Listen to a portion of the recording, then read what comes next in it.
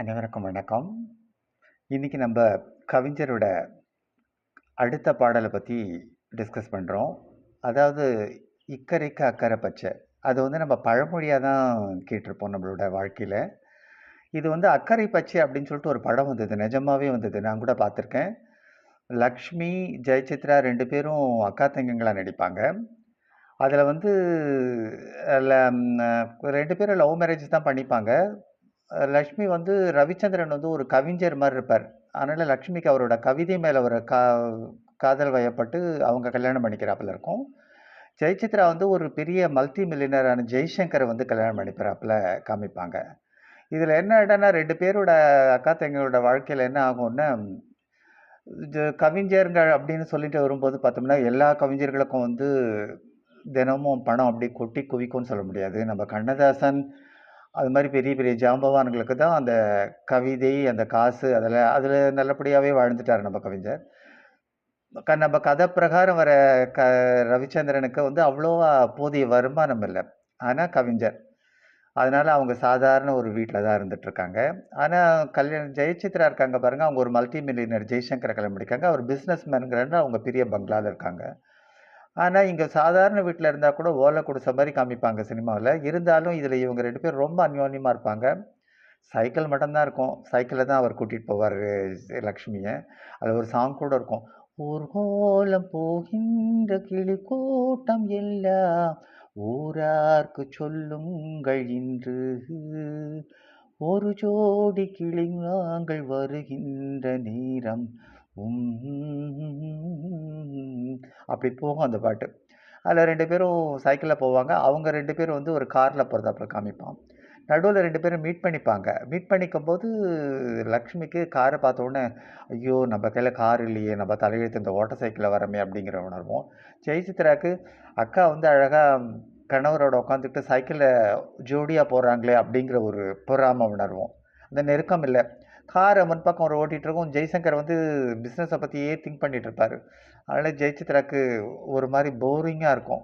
ஐயோ என்னடா இது, இப்படி கூட ஒரு வாழ்க்கையா அப்படின்னு.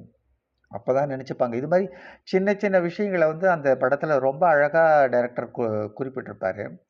அப்போ இதில் ஒரு அனுபவம். இந்த பாட்டு இக்கரைக்கு அக்கறை பச்சை அப்படின்னு வரும்போது கவிஞர்கிட்ட போச்சான். கவிஞர் பாட்டெல்லாம் எல்லாம் எழுதி கொடுத்துட்டாராம்.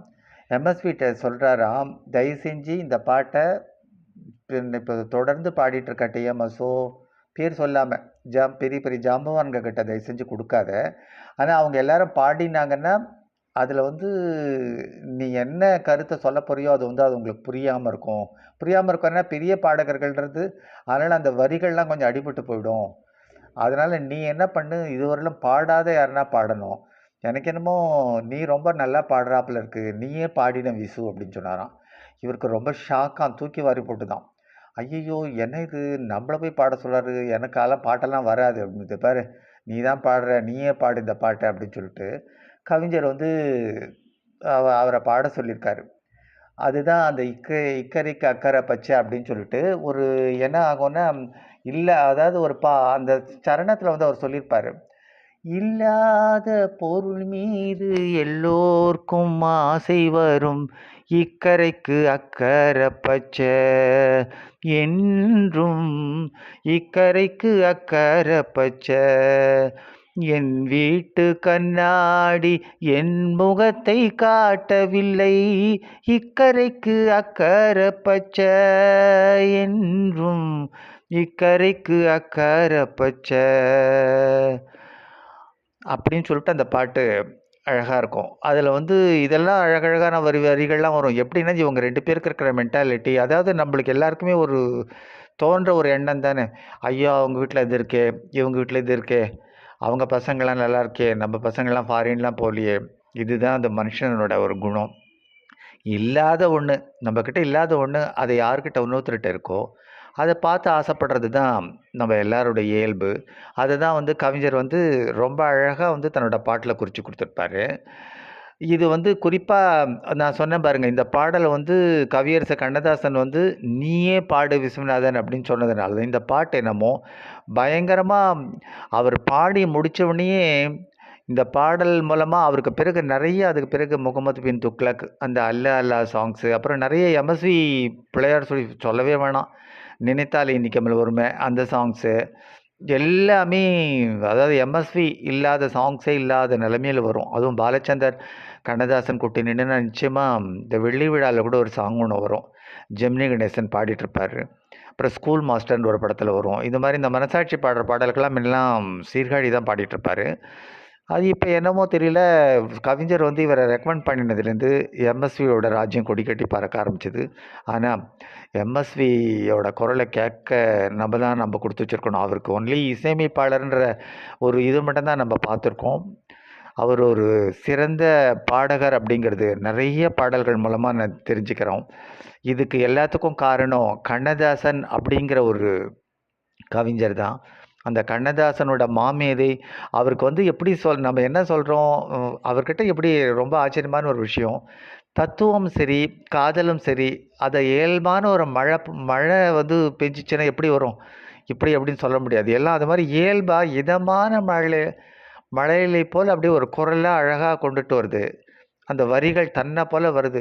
நம்ம ஒரு பாட்டை சொல்கிறதா, 2 பாட்டை சொல்கிறதா அப்படின்போது நிறையவே பாடல்கள் இருக்குது. நான் அதனால தான் முதல்ல இதை வந்து வீடியோவாக போட வேண்டாம், நம்ம எழுதிடலாம் அப்படின்னு சொல்லிட்டு தான் காலத்தை வென்றவன் சொல்லிட்டு ஒரு தொடர் இப்போ நான் எழுதிட்டுருக்கேன். 14 அத்தியாயம் எழுதிட்டுருக்கேன். அதில் தத்துவ ரசம், காதல் ரசம், வரிசையாக சோக ரசம் எல்லாமே பிடிஞ்சிருக்கு. எனக்கு பிடிச்சமான சில பாடல்கள்லாம் தொகுத்து 1, 2 அந்த பாடல்களை எப்படி அவர் எந்த சூழ்நிலையில் எழுதினார், என்ன பண்ணார் அப்படிங்கிறது தான் நான் கொஞ்ச நாளாக பகிர்ந்துட்டு வந்திருக்கேன். இது ஒரு 14 அத்தியாயங்கள் எழுதிட்டுருக்கேன். பேசுகிறதும் போது கொஞ்சம் அதிகமாகும் வீடியோவில் அப்படிங்கிறதுனால நான் அது எழுதுறதுக்கு ப்ரிஃபரன்ஸ் கொடுத்துருக்கேன். ஷார்ட் அண்ட் ஸ்வீட்டாக சில கருத்துக்களை இது மாதிரி சின்ன சின்ன வீடியோவாக அந்த மாமேதை எழுதிய பாடல்களை உங்கள் அனைவரிடமிருந்து பகிர்ந்து கொள்வதில் மிகவும் பெருமை அடைகிறேன். இந்த பாடல்கள்லாம், இந்த வீடியோலாம் கேளுங்க, கேட்டுட்டு பெல் பட்டன் அமுக்குங்க, சப்ஸ்கிரைப் பண்ணுங்கள் அப்படிங்கிறதெல்லாம் இல்லை. ஏன்னா நான் யூடியூப்பெல்லாம் எதுவும் போடலை. என்னோடய வெல்விஷஸ் எப்பவும் போல் நீங்கள் எல்லோரும் தான். அதனால் உங்களோட கருத்துக்கள்லாம் என்கிட்ட ஃபோன்லேயும் சொல்லலாம், மெசேஜ் மூலமாகவும் அனுப்பலாம். அதனால் நீங்கள் உங்களோட ஃபீட்பேக்கை சொல்லுங்கள். நிறைய விஷயங்கள் எழுதிட்டுருக்கேன், படிச்சுட்ருக்கேன், பாடிட்டுருக்கேன், ஏன் நிறைய கற்றுக்கிட்டு இருக்கேன்னு கூட சொல்லலாம். அந்த கற்றுக்கிட்டதெல்லாம் ஒவ்வொன்றா நம்ம எழுத ஆரம்பிக்கும்போது எழுத்து தான் எனக்கு ரொம்ப தாராளமாக வருது. நிறைய சாங்ஸ் பாபாவை பற்றி இது மாதிரி எல்லாரும் நிறைய எழுதிட்டுருக்கேன். அதில் இந்த ஆர்டிகல்ஸ் நிறைய எழுதும்போது என்னையே அறியாமல் உத்வேகமாக அழகாக வருது. என்னோடய ரசிகர்கள்னு சொல்லப்போனால் இந்த எழுத்துக்கு தான் நிறைய ரசிகர்கள் இருக்காங்கன்னு நான் நினைக்கிறேன் உண்மையிலேயே. இப்போது இது மாதிரி சின்ன சின்ன வீடியோக்களை பகிர்ந்துக்கிட்டோம்னா அந்த வீடியோவும் உங்கள் எல்லாரையும் கவரும் அப்படிங்கிறதுல எனக்கு எந்த விதமான உட்கருத்துகளும் கிடையாது. எனிவே எல்லாரும் கேளுங்க, கேட்டுக்கிட்டே இருங்க. Thank you to everybody. பாய்.